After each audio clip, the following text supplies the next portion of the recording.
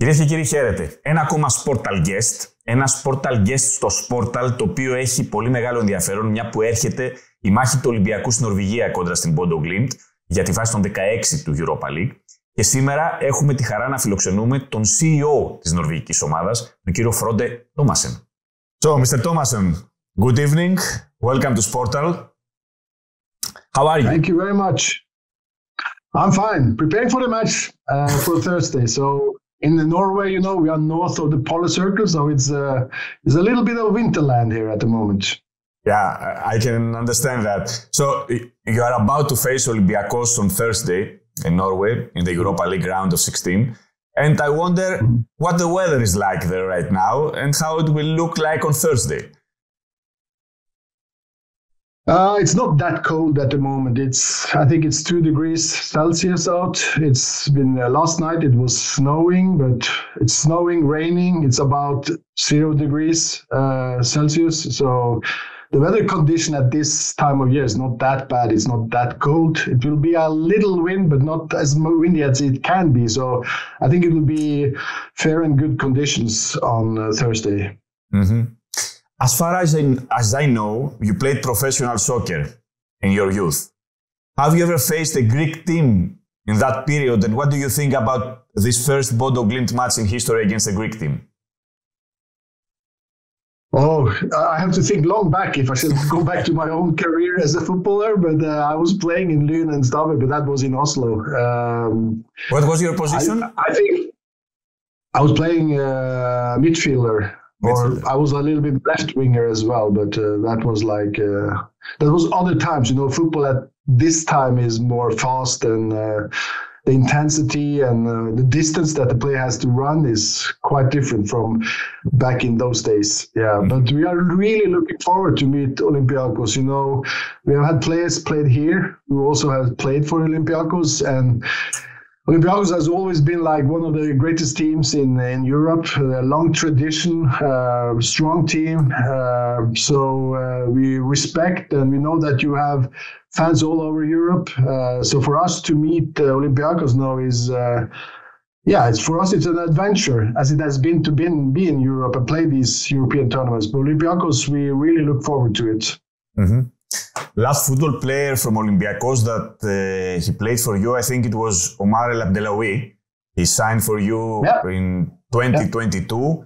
In his first year, he was part of the side that helped the club win the third league title in just 4 seasons. I know that he's no longer related to you, but I would like to know, what do you think about him? It's like, I think you have to. He's one of the most professional footballers I ever met. He's like, and his personality is like, he's a really, really good man. As a human being, we have a lot of things to learn from a guy like him. His values are like, he's really a great guy.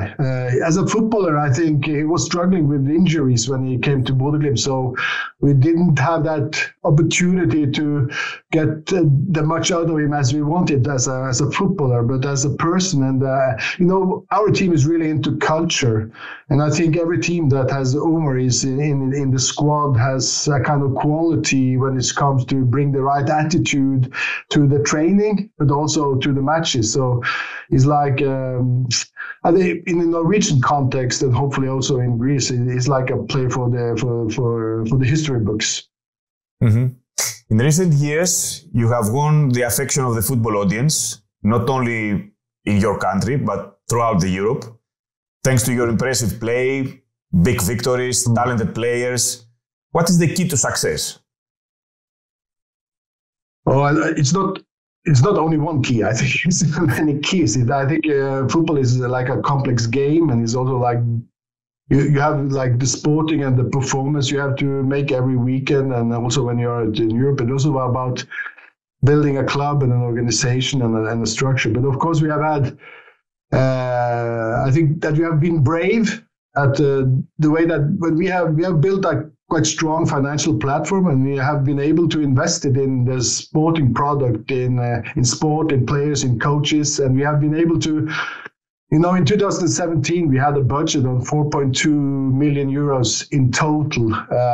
Last year, in 2024, we were having an income on nearly 58-60 million euros. So the financial platform for the club is different. And we are also grown from 30-40 people employed in the club. Now we are 120. So we have been taking steps every year. And I think now we are at the point where we can talk about Bόντο Γκλιμτ as a top club in Scandinavia. And we think that we can be able to compete with teams in Europe. So for us to meet Olympiacos now, that's like we meet some of the strongest team that we can meet, and we will have like the opportunity to learn from those matches, because like our ambition this year is and in the autumn to be able to go into Champions League. So we need to have those matches against the best teams in Europe, and Olympiacos is definitely one of them. So we look forward to Thursday, and we also look forward to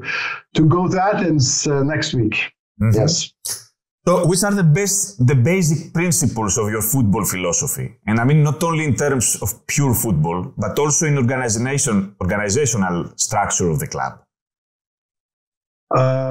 I think the most important thing, if we play away or we play home, we play the same way. It's not like we are changing our way of thinking. We are a pressing team, we press high, and we're also having, if you go back to 2017, I think we were a counter-attacking team.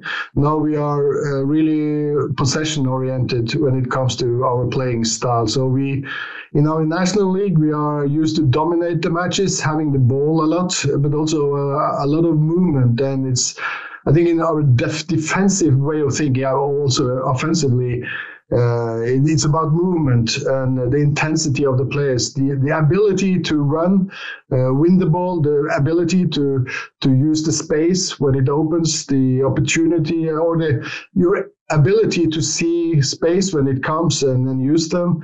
So I think we play a kind of modern kind of football, which you see, but we need to be good as a collective team, because as individuals, we often meet teams in Europe which has the individual quality are better than our players. But I think as a team, we are quite strong. The tactical elements of the play. When it comes to the club, in big, I think we are a family club. I think I can talk about love in the club, respecting each other. I think it's about people like to be together, that we respect each other, that we have the good feelings for each other, wanting each other the best, and also that we have demands. We demand something from each other. It's not like just coming in here and be at work. Every time you go to work in Bόντο Γκλιμτ, you have to think of will this day make Bόντο Γκλιμτ better, both as players, as coaches, as people working in the administration. It will always be about having the mindset that you will improve in the tasks that you have in your daily work in the club, even when it comes to different positions. It will always be about being a better persons tomorrow than you were yesterday. So we are really improvement or development are one of the values of the club. And we are not into result. We're talking about performance all the time. That's also, I think, a different thing from other clubs, that it's about the hard work that you do every day. It's not about winning on Saturday. It's about training Monday, training Tuesday, training Wednesday, and bring quality in everything that you do, the way you eat, the way you sleep. You can bring those margins that make you taking points or scoring that goal every day. It's not about the 90 minutes that you play, but it's what you do in your daily life, in your daily work. And I think we have that culture at the moment in our group of players and in the club as a whole. Mm-hmm. You said before that the playing style is the same at home and away from home, even though the pitch has an artificial turf.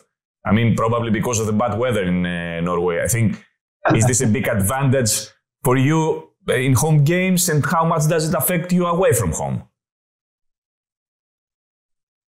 I think it affected us more when we were away, but I think most of when people are talking about these elements, I think it's about the mentality. I think clubs coming to Bόντο if they start to think about the artificial turf or the weather as a problem or a challenge, I think they come to with the wrong kind of attitude. I think this is about how you meet the game, in fact. And I think also if we are traveling in Europe, I think it's difficult for us to play on a natural grass pitch. That will be a problem for us. So I think in sport, it's much about your mentality and how you choose to meet things. It's if it's a problem, it will be a problem. If it's no worries, it's no worries. You will play as good as you can on the day when the match starts. So I think the mentality element is in your mind when you come here or when we travel away. And if you can make it not a problem, then it will not be a problem. Then it will make you able to compete at the same level as you do at home and what you do away. Okay, interesting, I must say. Mm-hmm. So, in a world that now seems to have no borders, I mean, the free movement of footballers in Europe, you rely almost entirely on Norwegian players. Is this a conscious choice, or are you maybe forced by circumstances? No, I think it's a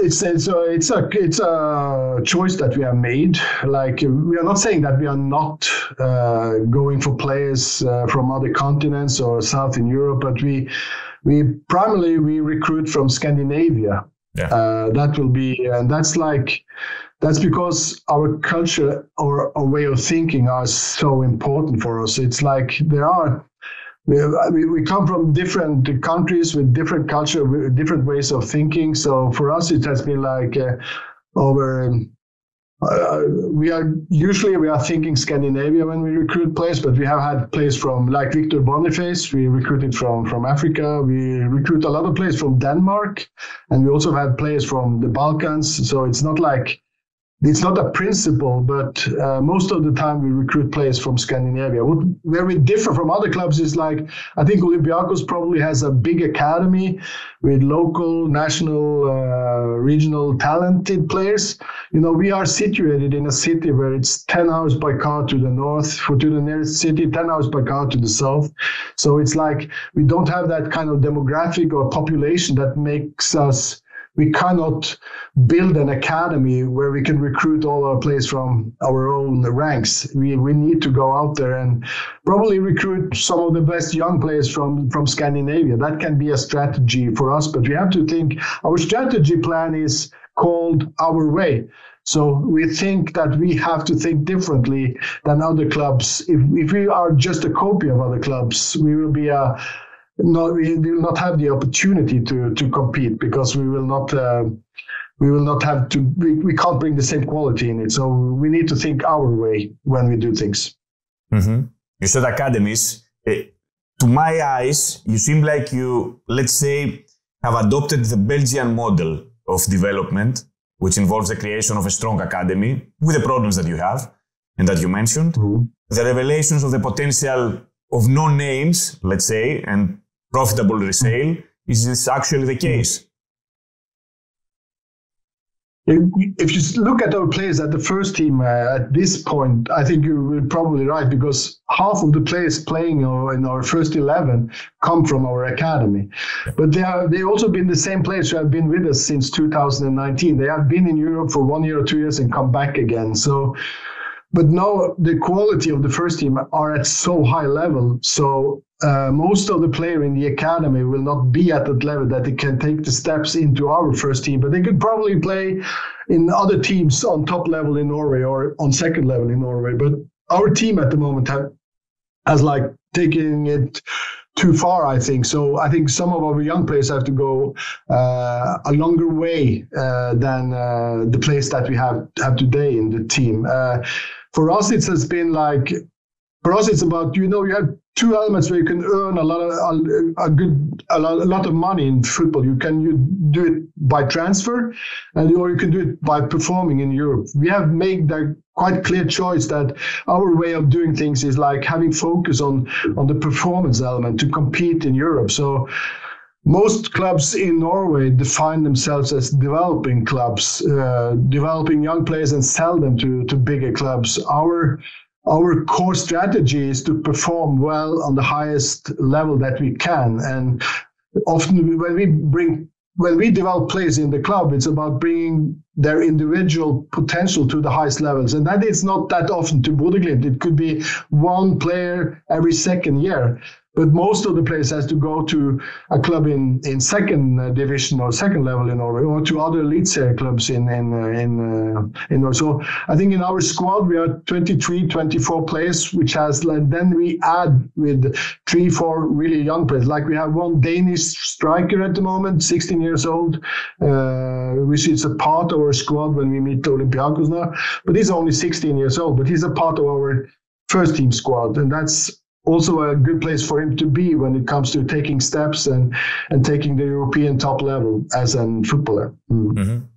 Last season, Olympiakos won the Conference League, the first European title for a Greek club. This changed the picture you have of Greek football in general.